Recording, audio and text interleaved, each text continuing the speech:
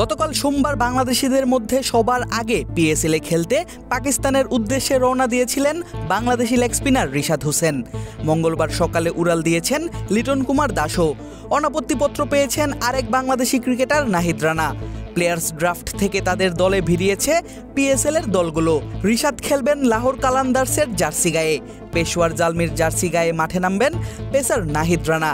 করাচি কিংসের হয়ে ব্যাট করতে দেখা যাবে লিটন কুমার দাসকে। আগামী 11 এপ্রিল থেকে মাঠে গড়াবে এই টুর্নামেন্ট। তবে শুরুর আগেই বিতর্ক দেখা দিয়েছে টুর্নামেন্টকে নিয়ে। লাহোর, করাচি, পেশোয়ার সহ পিএসএলে অংশ নিচ্ছে মোট 6 দল। পাকিস্তানের ফ্র্যাঞ্চাইজি ভিত্তিক টুর্নামেন্টটির এবার অনুষ্ঠিত হচ্ছে 10ম আসর। পাকিস্তান ক্রিকেট বোর্ড বা পিসিবির পক্ষ থেকে বলা হচ্ছে এবারের আসর হবে সবথেকে বড় এবং সবথেকে অন্যরকম। তবে এই পুরো ব্যাপারটিকেই ফাঁকা বুলি বলছেন পিএসএলের দল মুলতান সুলতানের মালিক আলী তারিন। নিশ্চিন্তে খান স্বাস্থ্যকর অল টাইম পান, অল টাইম হেলদি লাইফ। ক্রিক উইক নামের এক ইউটিউব চ্যানেলের পডকাস্টে সম্প্রতি কথা বলেছেন পাকিস্তান সুপার লিগের ফ্র্যাঞ্চাইজি এবং 2021 সালের চ্যাম্পিয়ন মুলতান সুলতানের মালিক আলী তারিন। সেখানেই তিনি ক্ষোভ প্রকাশ করেন পাকিস্তান ক্রিকেট বোর্ডের উপর। পাকিস্তান ক্রিকেট বোর্ড নতুন নতুন পরিকল্পনা আনতে ব্যর্থ উল্লেখ করে তারিন বলেন, আলাদা কোনো কিছু নেই এবার। কি করে এবারের পিএসএল আগের থেকে বড় এবং ভালো হবে আমাকে কেউ বুঝিয়ে দিক। এই ধরনের ফাঁকা আওয়াজের কি অর্থ? কি করে পিএসএল বড় হবে?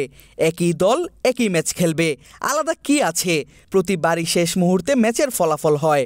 গত বছর ফাইনাল শেষ বল পর্যন্ত গড়িয়েছিল, এতে আলাদার কি আছে? দীর্ঘদিন পর পাকিস্তানের মাটিতে এ বছরই অনুষ্ঠিত হয়েছে আইসিসির কোনো মেগা ইভেন্ট। আর আইসিসি চ্যাম্পিয়ন্স ট্রফির জন্য অবকাঠামোগত উন্নয়ন করা হয়েছিল স্টেডিয়ামগুলোর, হয়েছিল সংস্কার। নতুন করে বানানো হয়েছে গ্যালারি থেকে শুরু করে মাঠ, প্রেস বক্স, উইকেট। বসানো হয়েছে গ্যালারিতে নতুন চেয়ার, বাড়ানো হয়েছে স্টেডিয়ামের সুযোগ সুবিধা। সে ব্যাপারটিও স্বীকার করে তারিন জানান, স্টেডিয়াম উন্নত হলেও তার প্রভাব পিএসএল এর উন্নয়নে পড়বে না। যে 4টে স্টেডিয়ামে খেলা হয় এবারেও সেখানেই হবে। হ্যাঁ, গতবারের চেয়ে এবারের স্টেডিয়ামগুলো একটু ভালো হয়েছে, কিন্তু পিএসএল তাতে কিভাবে আরও ভালো হয়ে উঠবে? পাকিস্তান ক্রিকেট বোর্ডের এই ধরনের ফাঁকা আওয়াজে আমি বিরক্ত।